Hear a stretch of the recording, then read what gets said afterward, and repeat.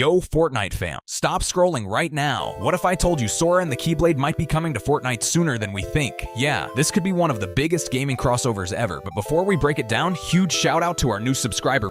Welcome to the squad. If you're new here too, comment "I'm new" so I can shout you out in the next video. We play with subs, so don't miss out. Alright, here's what's going on. New leaks just dropped, suggesting the Kingdom Hearts collab is officially in development. That means Sora, his iconic Keyblade, and possibly even more characters could be landing on the Battle Royale island very soon.